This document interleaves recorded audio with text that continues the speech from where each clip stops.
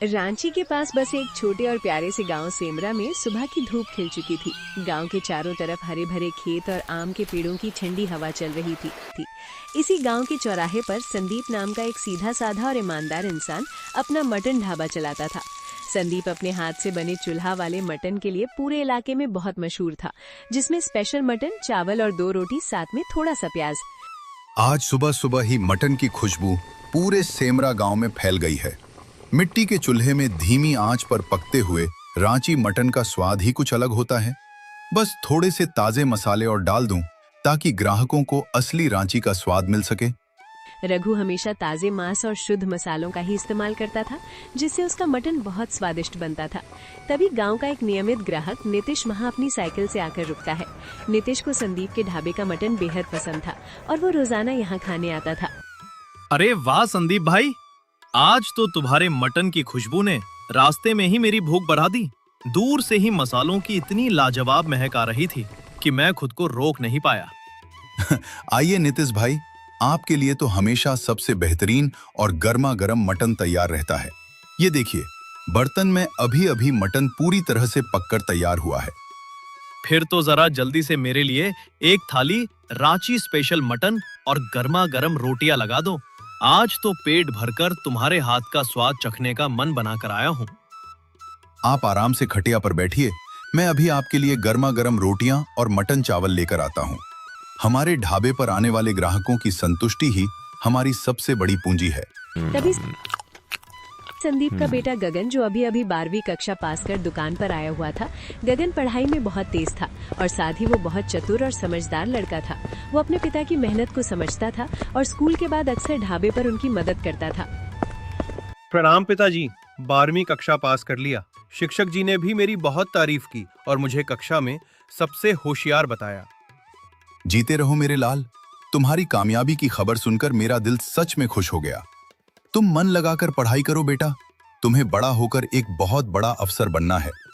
आप अकेले थक जाते हैं, इसलिए मैं आपके सारे कामों को आधा कर दूंगा। यहाँ ढाबे पर तो मैं सब संभाल लेता हूँ, तुम्हें ज्यादा परेशान होने की जरूरत नहीं है। अरे पिताजी, मुझे आपके साथ मटन बनाना बहुत पसंद है। चलो, मैं भी आपकी मदद करता हूँ। तुम्हारे मटन के साथ तुम दोनों बाप बेटों की बातें भी बहुत मीठी हैं।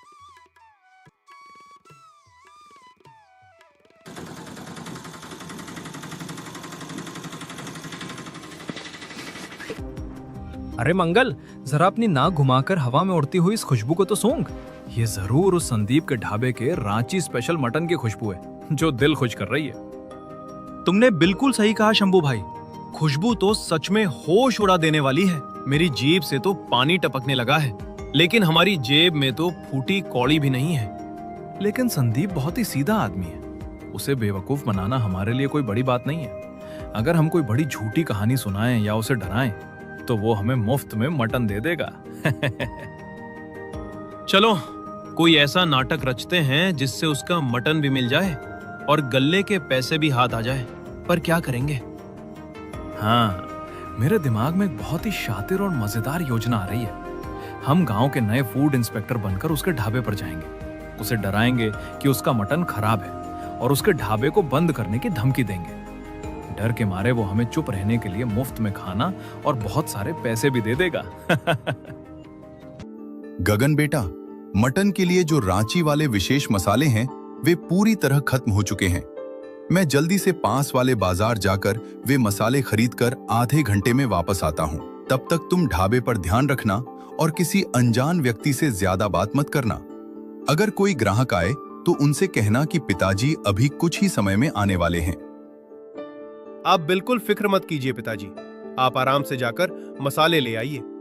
मैं यहाँ ढाबे का पूरा ख्याल रखूंगा और किसी भी चीज की कोई गड़बड़ी नहीं होने दूंगा। अधिक संदीप बाजार की तरफ चला गया और उसका बेटा गगन है दुकान पर। चलो, उसे जल्दी से बेवकूफ बनाते हैं। उनके लिए और भी आसान काम होगा। शंभू और मंगल अपने चेहरे पर झूठी गंभीरता और गुस्सा लेकर ढाबे के अंदर दाखिल होते हैं। ए लड़के, यहाँ का मालिक कहाँ है और ये कैसा धंधा ढाबा चला रहे हो तुम लोग? हम सरकारी खाद्य विभाग से आए बड़े इंस्पेक्टर हैं और इस ढाबे की जांच करने आए हैं। हमें खबर मिली है कि तुम्हारे ढाबे पर सड़ा हुआ मटन और खराब मसाले बेचे जाते हैं। जल्दी से अपने मालिक को बुलाओ, नहीं तो हम इस पूरे ढाबे को अभी सील कर देंगे। प्रणाम सर, मेरे पिताजी अभी कुछ जरूरी काम से बाहर गए हैं और थोड़ी देर में आते ही होंगे। हाँ छोटे, हमारी एक रिपोर्ट से तुम्हारा ये पूरा ढाबा हमेशा के लिए बंद हो सकता है। देखो, इस हांडी में जो मटन पक रहा है उसकी खुशबू ही हमें बहुत संदेहास्पद लग रही है। जांच के लिए हमें ये पूरा मटन खाना पड़ेगा और तुम्हारी रसोई की तलाशी लेनी होगी।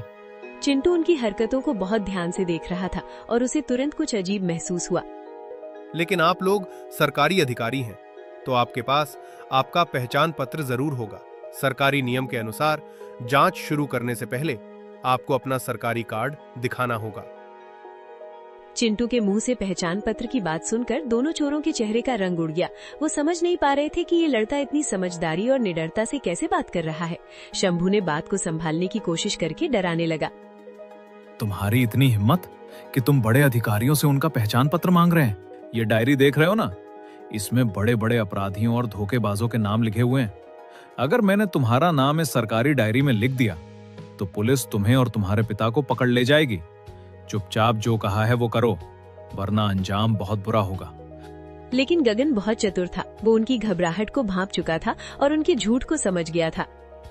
अरे शंभू सर, इस बच्चे को कानून की समझ नहीं है, इसलिए ये इतनी बकवास कर रहा है। छोटे बच्चे, सरकारी अफसरों से बहस करना बहुत बड़ा जुर्म है और इसकी सजा जेल है। अरे सर, आप लोग तो नाराज हो गए। मैं तो बस सरकारी नियम की बात कर रहा था। अगर आप सचमुच बड़े अधिकारी हैं, तो आपको हमारे ढाबे का सबसे खास मटन चखना ही चाहिए। हमारे पास एक ऐसा मटन है जो केवल खास मेहमानों और बड़े अधिकारियों के लिए ही बनता है। मैं अभी रसोई से वह गुप्त बर्तन लेकर आता हूं। आप दोनों कृपया यहां आराम से बैठिए। गगन मुस्कुराते हुए अंदर रसोई की तरफ जाता है और अपना दिमाग दौड़ाने लगता है। उसे पता था कि ये दोनों चोर हैं जो मुफ्त में खाने और पैसे लूटने के इरादे से आए हैं। जरूर मुझे बेवकूफ बनाकर यहाँ का सारा खाना खाना चाहते हैं। अभी इन लोगों को यहाँ का स्वादिष्ट मटन खिलाता हूँ, उसके बाद ही अपनी जिंदगी में कभी यहाँ मटन खाने नहीं आएंगे। रसोई में एक डिब्बे में बहुत ही तीखी और लाल भूत झोलियकिया मिर्च का पाउडर रखा हुआ था। चिंटू ने मटन की एक थाली निकाली और उसमें ढेर सारा तीखा मिर्च पाउडर मिला दिया।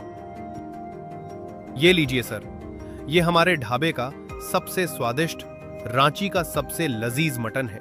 इसे खाने के बाद बड़े बड़े अधिकारियों की आंखें खुल जाती हैं और वे खुश हो जाते हैं। आप दोनों इसे बड़े चाद से खाइए। दोनों ही कर मटन की थाली को देखकर बड़े ही खुश हो जाते हैं। वाह, दिखने में तो ये मटन बहुत ही स्वादिष्ट और लाजवाब लग रहा है। मंगल, देखा, मेरी चालाकी काम कर गई और इस बच्चे ने डर के मारे हमें खास मटन परोस दिया। चलो जल्दी से इसे खाते हैं और फिर इसके गल्ले से सारे पैसे लेकर यहाँ से भाग चलते हैं। शंभू भाई, आज तो पेट भरकर खाएंगे और इस बेवकूफ बच्चे को सबक भी सिखाएंगे। इस मटन की रंगत देखकर ही मेरी भूख 4 गुना बढ़ गई है। अब रुका नहीं जा रहा। दोनों चोरों ने मटन का बड़ा सा निवाला तोड़ा और लालच में आकर उसे मुंह में डाल लिया। लेकिन जैसे ही वो तीखा मटन उनके गले के नीचे उतरा, उनके होश उड़ गए। भूत झोलियकिया मिर्च का भयानक तीखापन उनके मुंह, कान और आंखों से धुआं निकलने लगा। दोनों के चेहरे लाल हो गए और वो पानी पानी चिल्लाते हुए जमीन पर कूदने लगे।